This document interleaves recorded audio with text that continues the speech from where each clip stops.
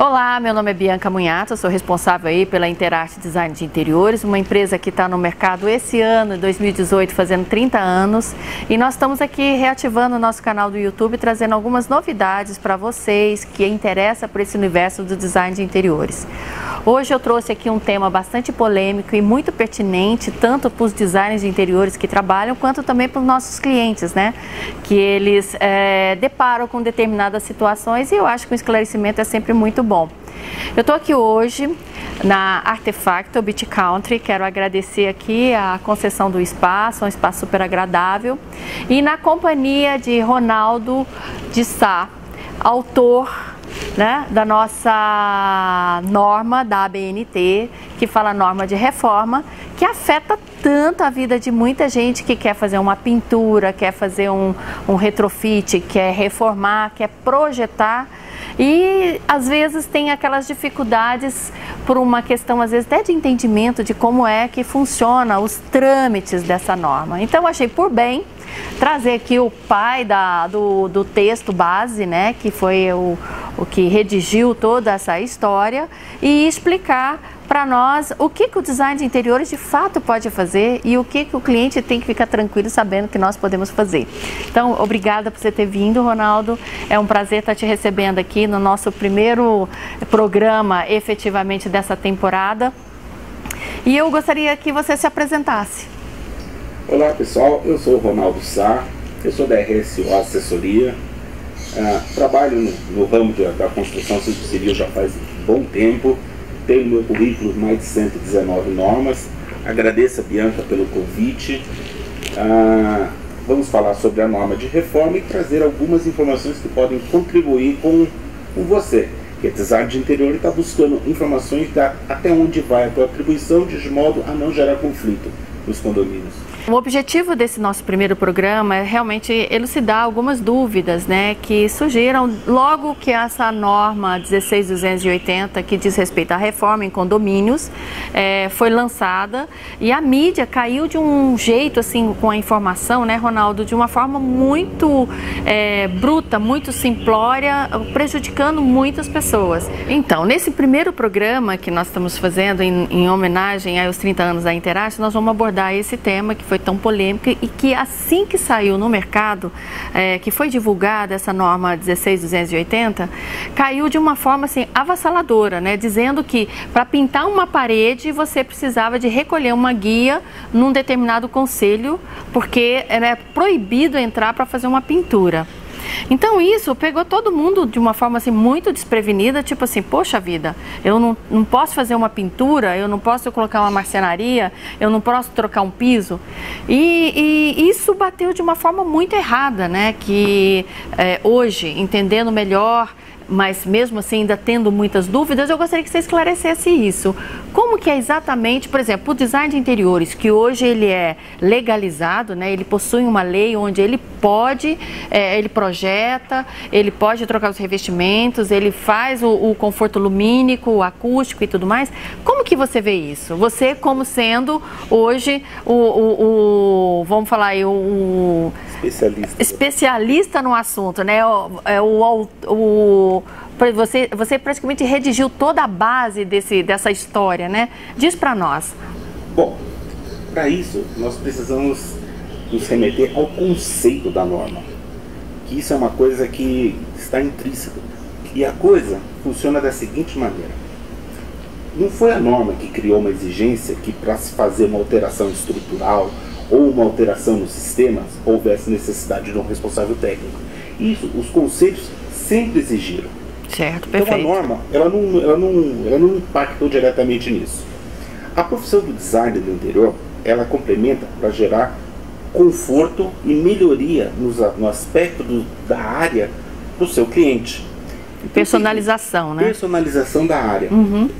Na verdade, o mercado, por falta de informação, e nós temos trabalhado já faz uns 2, 3 anos, justamente em diversos canais para tentar trazer a informação mais precisa, pela informação ter sido colocada de uma forma equivocada, se criou uma indústria de laudos, se criou uma indústria de ART, que na verdade a norma não fala sobre isso. Para você que ficou curioso, eu lanço um desafio. Entra no Google e digita laudo reforma. Você vai observar 2, 3 páginas do Google, mais de 50, 60, 70 empresas vendendo laudo de reforma por R$200. Que virou uma indústria. Que virou uma indústria. A norma não preconiza isso. O que a norma preconiza? Para se fazer uma reforma aonde haja uma mudança estrutural ou uma mudança na elétrica, na hidráulica, no gás, ou o uso de um martelete, aí sim eu preciso de um profissional habilitado. E esse profissional habilitado deverá desempenhar a sua função de engenharia ou de arquitetura no quê? No impacto naquele sistema e recolher a sua responsabilidade desse projeto. Perfeito. Infelizmente, eu que tenho trabalhado pela RSO Assessoria, prestando assessoramento a diversos síndicos e administradoras, no fundo o que a gente percebe é o seguinte: mesmo profissionais habilitados, muitas vezes eles nos enviam documentos falando que fez e não fez. E não fez. Aí você fala, Ronaldo, como você pode atestar que a pessoa não fez? Eu vou deixar para as pessoas pensarem, eu acho que é a forma mais eficiente. Se eu chego para um engenheiro ou para um arquiteto e falo que para ele retirar a parede se faz necessário um estudo do impacto de tudo isso, e essa pessoa em 10 minutos me manda uma RT preenchida, olha, eu como profissional não conseguiria fazer a análise que o cara diz que fez num período tão rápido. Mesmo porque muitas vezes ele nem solicitou a documentação necessária. Então se inventou uma indústria de se vender. Fazendo um parêntese, é muito curioso que muitas reformas dão início nos condomínios através de uma RT ou uma RT, mas sem entrar devidamente catalogado com o projeto, com o plano de reforma, com todos os procedimentos corretos. Ou seja, simplesmente emite uma guia para começar a fazer a reforma sem necessariamente ter um projeto distinto, como tem que ser, né? Sim, o trabalho que a gente faz é justamente prestar o assessoramento do síndico de olhar essa documentação. E assim, com a experiência que a gente tem, falando em números, eu já fiz mais de 600 análises nos últimos 3 anos, é muito normal, o síndico recebe a documentação e me encaminha alguns. Quando essa documentação chega, para o síndico, teoricamente, ele achou que estava tudo certo. Eu dou uma olhada na documentação, a RT está preenchida errada, não tem projeto. Não tem projeto, não tem responsabilidade. Tem responsabilidade de projeto, não tem responsabilidade de execução, ou vice-versa. Só de execução, sem ter nada de projeto. Sem ter nada de projeto. Você fala, mas você vai fazer a reforma baseada em quê? Baseado naquilo que eu quebrar, eu vou arrumar. Não. Isso não é reforma, não pode ser assim. Então, isso foi muito curioso, porque para muitos essa norma ela veio como sendo um problema e na verdade não é. Eu tenho um exemplo muito prático, eu moro num condomínio, que é todo estruturado, tem as paredes são drywall, então é muito fácil de você tirar, porque compete a gente a tirar uma parede de drywall, não é problema. O que eu não posso é tirar uma parede estrutural, para isso eu tenho que ter um engenheiro do meu lado. Mas assim, tinha uma moradora que resolveu colocar um ar-condicionado no apartamento dela. E ela contratou uma empresa que emitiu uma documentação para entrar e instalar o ar-condicionado, porém, vibrava, na hora do almoço, vibrou o prédio inteiro, porque ela estava perfurando uma viga para passar um duto.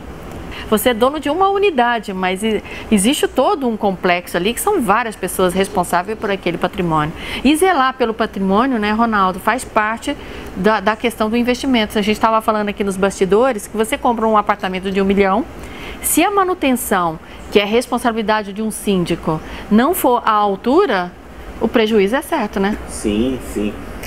Vamos fazer um alinhamento, que nem sobre esse exemplo que você deu de uma reforma que gerou um barulho. Com certeza, o síndico, por não ter um assessoramento técnico, ele recebeu uma RT e falou, está tudo certo. Não, não está. Ele deveria ter feito uma análise da elétrica, do impacto na elétrica, do impacto na estrutura, visto aonde que o dreno iria ligar e uma série de coisas. Sobre essa conversa que a gente teve agora há pouco, a gente estava conversando aqui nos bastidores e foi muito interessante. Vem falar um pouco da manutenção do edifício, que é o complemento de todo esse trabalho que nós estamos desenvolvendo nos últimos anos. Você que é investidor ou que é dono de um apartamento, se o condomínio não executa as manutenções, ele perde facilmente de 15 a 20% do valor em questão de 1 ano ou 2. Ou seja, fazendo uma analogia como o síndico sendo um gerente de banco, é a mesma coisa de você dar milhões de reais para ele administrar, passa 1 ano e meio, ele perde uma fração desse dinheiro muito grande. Certo. Então, um investidor que comprou 10 apartamentos está perdendo dinheiro. Então é isso que precisa ser mais monitorado.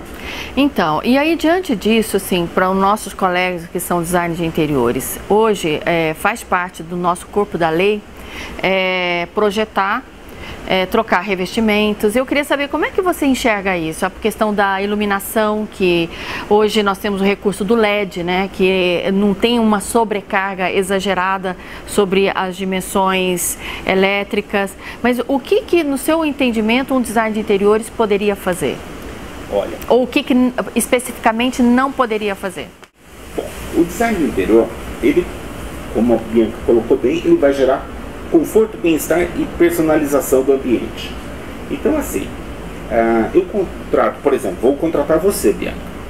Você pode definir a cor da parede, você pode definir o papel de parede, você pode definir todo o mobiliário, você pode definir toda a marcenaria, você pode definir o piso. Ela não vai poder usar um martelete para tirar o piso anterior, mas ela pode pedir para um pedreiro retirar o piso e colocar. A norma deixou isso bem claro.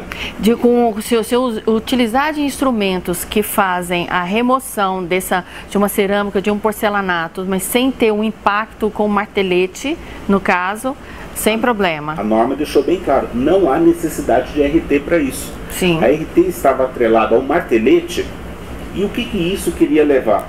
O problema do martelete são a vibração que ele gera no edifício. Sim. Que pode gerar problema no gesso, por exemplo, da umidade ao lado. Perfeito. Gesso sem problema. Gesso, existe o problema do trabalho em altura. Eu não posso dar uma liberdade total e falar, qualquer pintura pode ser feita sem RT. Depende. Principalmente você que trabalha com casas de um padrão mais elevado, só tome um pouco cuidado naquelas casas de pé direito duplo. Mas casa não é condomínio, né? Eu sei que seja casa de condomínio que você está falando. Pode ser casa de condomínio ou até aqueles edifícios. Não, pé direito duplo, né? Pé direito duplo. Porque neste caso existe o trabalho em altura. Aí o trabalho em altura é uma norma do Ministério do Trabalho que chama de 35. Que aí, no caso, tem que estar tudo homologado com uma empresa certificada e tudo mais. Mas suponhamos, eu vou contratar, eu estou fazendo um apartamento de pé direito duplo.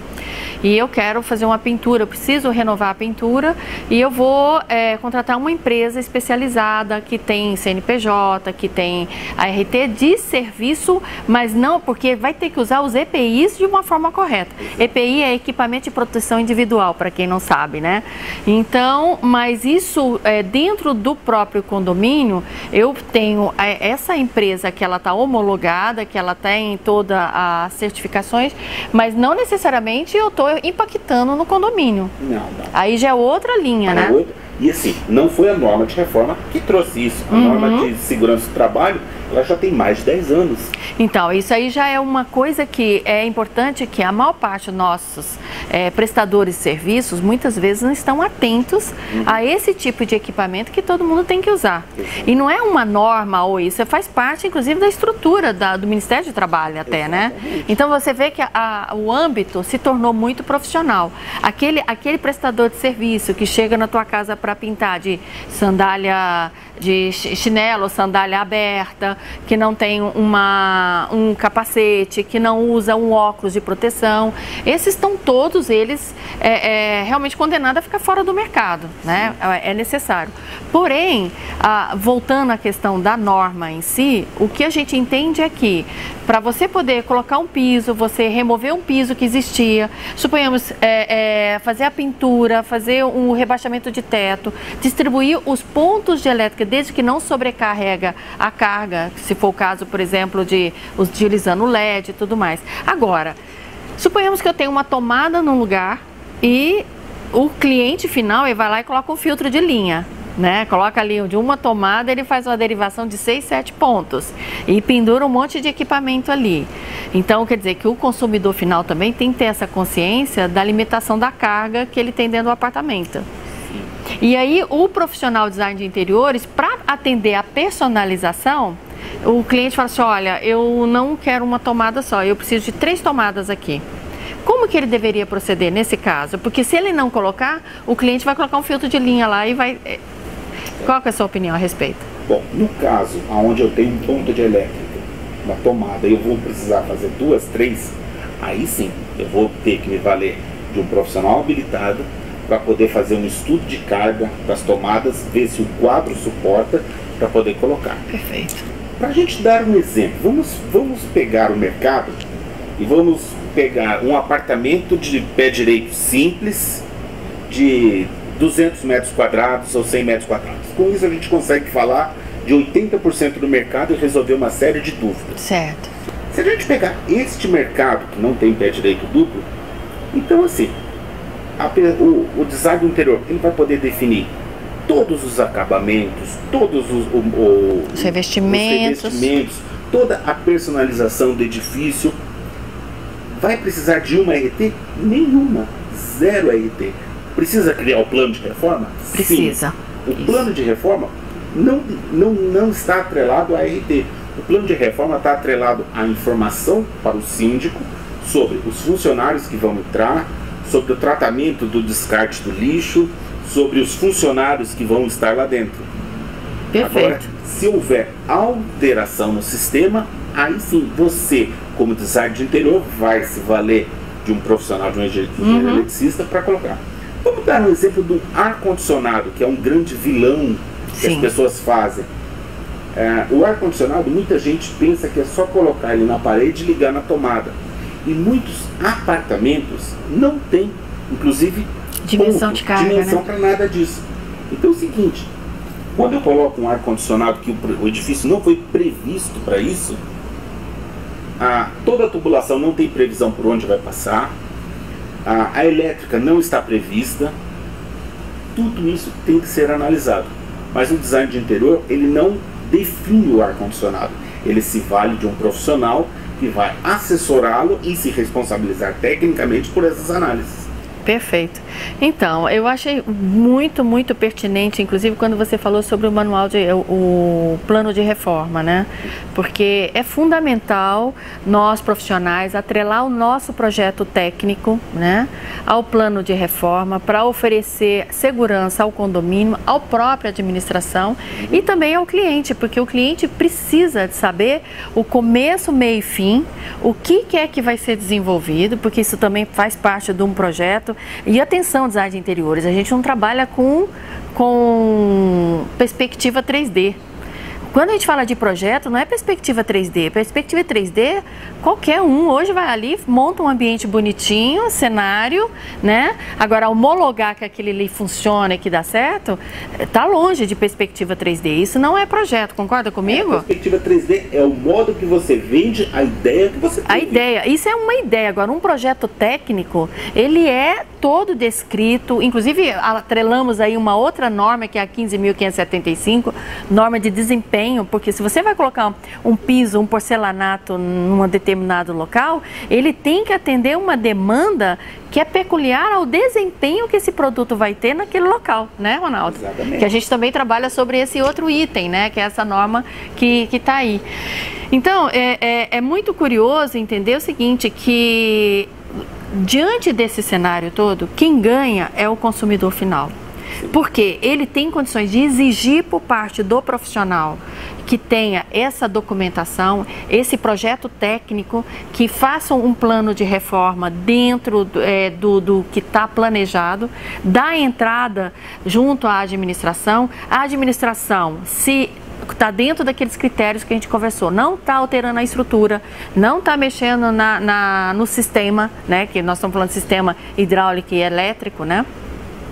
Você não tem que submeter a nada de recolher RRT e nem ART, perfeito? Perfeito. Então, nós temos que dizer o seguinte, não à indústria de emissão de laudos, né, que é uma distorção que o mercado tem aí, então a gente está aqui para combater isso. Hoje a gente tenta, além da segurança, trazer a valorização do empreendimento. Imagina se você tem um imóvel e uma reforma mal executada numa unidade interior pode gerar um problema. Que nem a norma mesmo nasceu por causa daqueles acidentes que aconteceram no Rio de Janeiro. Isso. Ou seja, se você tinha um patrimônio de X, quando o prédio cai, teu patrimônio virou 0. Verdade. Se acontecer qualquer problema no sistema do edifício, ele gera passivos, e passivos geram desvalorização. Eu também gostaria de convidá-los a acessar um portal do qual eu sou diretor, chama Condomínio em Ordem. Isso mesmo. Esse portal, ele nasceu justamente dessa lacuna do mercado pela falta de informação técnica. E lá nós deixamos um e-book para você, do qual você vai poder ter acesso a tudo aquilo, o que precisa de RT, o que não precisa de RT, o desenho de um plano de reforma, as etapas, tudo isso está muito bem detalhado. Eu que sou o autor do texto base da norma, peguei o texto e falei, isso aqui ainda não está claro, o mercado não entendeu bem. Então nesse e-book nós colocamos essa informação. Maravilha isso, muito bom, muito bom. A Condomínio em Ordem, ela nasceu para tampar essa lacuna.